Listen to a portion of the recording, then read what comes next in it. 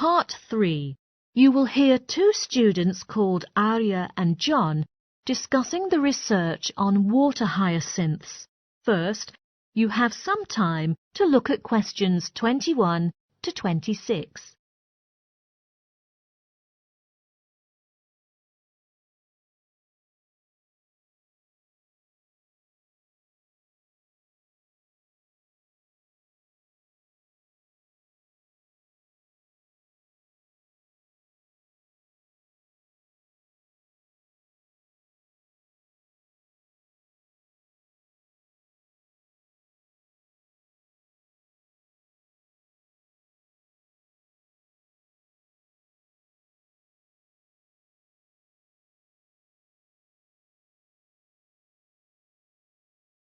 Now, listen carefully and answer questions 21 to 26.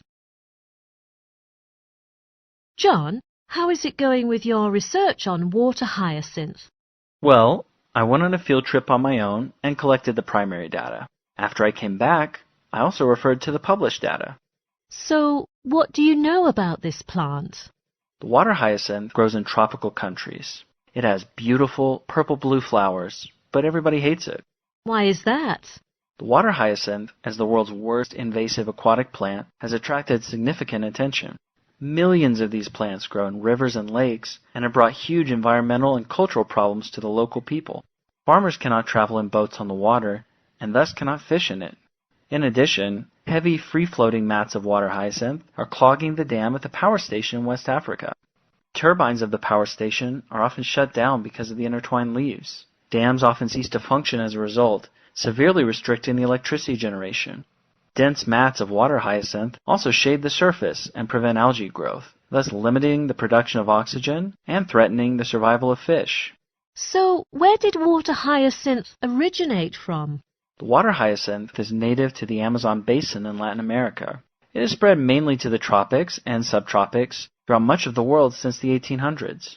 Later, it was introduced into Europe and Africa as an ornamental garden pond plant due to its beauty. Flowers of this plant were being sold in local markets in African countries as a source of income for women. Since the 1900s, this weed has infested lakes, rivers, and creeks of the delta areas in West Africa. I guess whoever introduced this plant had never expected the disastrous impact it would have on the local ecological environment. What kind of habitat does water hyacinth thrive most in? Well, it has been discovered that the nutrient-rich environment contributes significantly to the rapid proliferation of this weed, which obtains its nutrients directly from the water. This is normally compounded with a decrease of nutrients along the river banks. Why is that? The main reason for soil nutrient loss is that local residents cut down trees. Excessive deforestation accelerates soil erosion, which indirectly compounds this issue. Without enough trees to retain nutrients in the soil, frequent rain might partly aggravate this by carrying some of the nutrients into the waterways. Are there any effective measures to control or even eradicate this weed? Yes, a number of approaches have been widely applied throughout the world. Among them, biological control is the most widely favored long-term control method by introducing a type of insect that feeds on water hyacinth. So far, Nigeria has used this method for 6 months. However, the water hyacinth won't be removed immediately. The side effects of this method on the local ecology will remain unforeseen for years because it takes time for this external insect species to reach a density sufficient enough to affect ecological development. Then what about other approaches? Is there a quicker way to control it? Well, the mechanical removal of water hyacinth is seen as the best short-term solution. This option includes harvesting plants and in-site cutting. This method can immediately open physical space for fish and boat traffic. It is, however, inefficient for workers to process extensive areas, and costly to use large cutting and dredging equipment. Ironically, it costs even more to dispose of this plant than to remove it. Before you hear the rest of the discussion, you have some time to look at questions 27 to 30.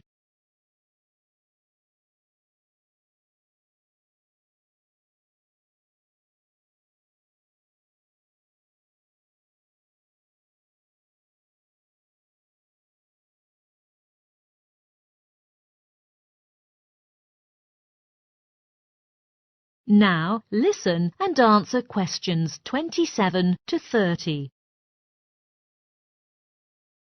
Can we make use of this weed and turn it into something good? Now scientists think that water hyacinth can be useful. The plant itself, although more than 95% water, has a fibrous tissue and a high energy and protein content and can be used for a variety of useful applications. So what do people do with water hyacinth that is initially removed? First, the cut-down water hyacinth is left to dry under the sun for a few days before being mixed with ash and animal manure. The mixture can be used as alternative soil rather than fertilizer. It can grow crops with increased yield. That sounds interesting. Mushroom farmers can benefit from water hyacinth as well. Using the mixture mentioned earlier, mushrooms generally grow much faster so that farmers can harvest mushrooms sooner, which enables them to make money faster. I see. It can be used to grow oyster and straw mushrooms, right? Yes, in India, attempts have been made to grow these types of edible mushrooms organically utilizing water hyacinth. These mushrooms provide sufficient nutritional values, including minerals and high-quality protein, which are essential to people's level of fitness. Right. Are there any other measures taken to utilize water hyacinth? In Southeast Asia, people feed cows using chopped water hyacinth mixed with other vegetables.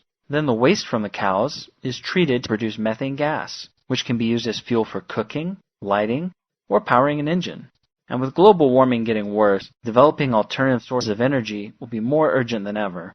Maybe in the future, people will love water hyacinth instead of hating it. Yes, that's very likely if we can make full use of this weed. That is the end of part 3. You now have 30 seconds to check your answers to part 3.